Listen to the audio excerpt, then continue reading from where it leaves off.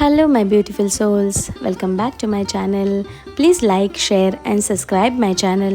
Thank you.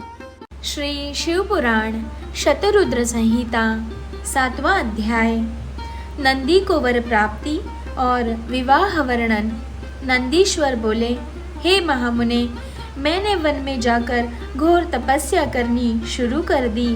मैं स्वच्छ मन और श्रद्धा भाव से भगवान शिव के 3 नेत्र, 10 भुजा तथा 5 मुख वाले रूप का ध्यान करते हुए मंत्र का जाप करने लगा। मेरी दुष्कर तपस्या से अभिभूत होकर भगवान शिव प्रसन्न हो गए। तब भगवान शिव ने देवी पार्वती सहित मुझे दर्शन दिए। भगवान शिव बोले, हे शिलाद पुत्र नंदी, मैं तुम्हारी इस तपस्या से बहुत प्रसन्न हुआ हूँ। तुम जो चाहो मनवांछित वर मांग सकते हो। तुम्हारी इच्छा मैं अवश्य पूरी करूँगा। देवादिदेव भगवान शिव के ये उत्तम वचन सुनकर मैं उनके चरणों में गिर पड़ा और पुनः उनकी स्तुति करने लगा। तब भगवान शिव ने अपने हाथों से मुझे ऊपर उठाया और बोले, हे वत्स नंदी, मेरे होते हुए भला तुम्हें मृत्यु का भय कैसा? तुम अजर अमर हो और सदा मेरे गणनायक बनकर रहोगे। मेरा प्रेम तुम पर सदा बना रहेगा और तुम मृत्यु को भी कभी प्राप्त नहीं होगे।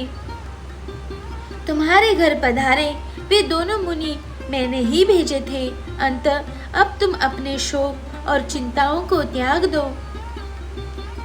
यह कहकर भगवान शिव ने कमल के फूलों की माला अपने गले में से उतारकर मेरे गले में डाल दी।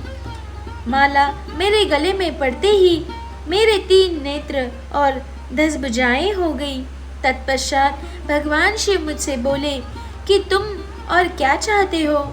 मैंने कहा, प्रभु, मैं आपकी सवारी बनना चाहता हूँ।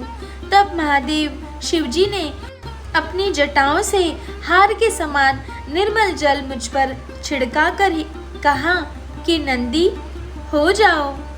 तब उन परमेश्वर शिव की जटा से जटोरक, त्रिस्तोता, वृषभध्वनि, स्मणिदका और जम्बू नदियाँ बह निकली।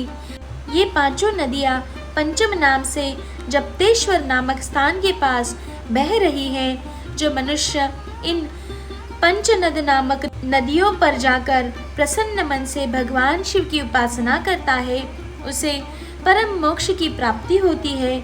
उसकी सभी कामनाएं भगवान शिव अवश्य ही पूरी करते हैं। भगवान शिव ने देवी पार्वती से कहा कि देवी, मैं नंदी को अपने गणों का अधिपति बनाना चाहता हूँ।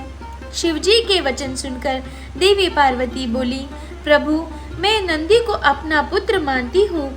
तब भगवान शिव ने अपने सभी गणों को बुलाकर उनसे कहा कि मैंने नंदी को आप सब गणों का अधिपति बनाया है। भगवान शिव का यह कथन सुनकर सभी गणों ने प्रसन्नतापूर्वक उन्हें अपना स्वामी स्वीकार किया। फिर सब देवताओं और मुनियों ने नंदी का अभिषेक किया। तत्पश्चात नंदी का विवाह मरुतों की सुंदर दिव्य कन्या सुयशा से संपन्न हुआ। नंदी ने सपत्नीक परमेश्वर शिव को नमस्कार किया। महादेव जी ने नंदी को ऐश्वर्य संपन्न, महायोगी, महान धनुर्धारी, अजेय और महाबली होने का आशीर्वाद प्रदान किया। देवी पार्वती ने प्रसन्नतापूर्वक नंदी से मनवांचित फल मांगने के लिए कहा। नंदी बोला कि हे माते, मेरी सदैव आपके चरणों में भक्ति बनी रहे। यह सुनकर देवी पार्वती ने उसकी इच्छा पूर्ण कर दी। तत्पश्चात सब देवताओं ने भी हर्षित मन से मुझे अनेक आशीर्वाद वरदान प्रदान किए। तब भगवान शिव से आज्ञा लेकर सब उनका गुणगान करते हुए अपने स्थान को चले गए। महामुने, नंदीश्वर के अवतार का वर्णन शिव भक्ति बढ़ाने वाला और आनंददायक है। इसे पढ़ने अथवा सुनने से सभी सुखों की प्राप्ति होती है।